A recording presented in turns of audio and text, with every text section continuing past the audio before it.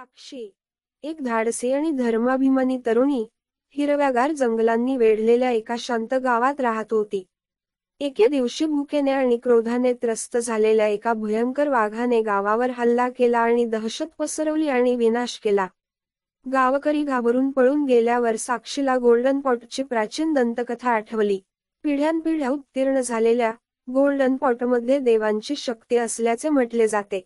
विश्वास आणि दृढनिश्चयाने साक्षीने गावातील मंदिरात धाव घेतली आणि चकचकीत सोनेरी घोडे परत मिळवले. पॉट हातात घेऊन साक्षीने वाघाचा सामना केला. तिने डोळे मिटले, आपले मन केंद्रित केले आणि सामर्थ्याचा शक्तिशाली हिंदू मंत्र जपला. ओम शक्ती ओम, ओम शक्ती ओम. तिने जप करताच साक्षीने तिची ऊर्जा गोल्डन पॉटमध्ये ओतली. घोडे चमकू लागले. एक तीव्र, सोनेरी प्रकाश पसरला. प्रकाश एका शक्तिशाली ऊर्जेच्या बॉलमध्ये एकत्रित झाला. दैवी ऊर्जेने स्पंदित झाला. आपल्या येणाऱ्या विनाशाची जाणीव करून घेणाऱ्या वाघाने एक बधीर गर्जना केली आणि साक्षीवर आरोप केला. धीर न करता साक्षीने वाघावर एनर्जी बॉल फेकला.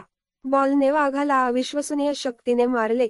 त्याने श्वापदाचा पराभव केला आणि गावातील दहशत संपवली.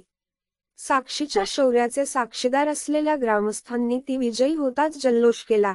गोल्डन पॉट आता साक्षीच्या धैर्याचे प्रतीक आहे. मंदिरात परत आले.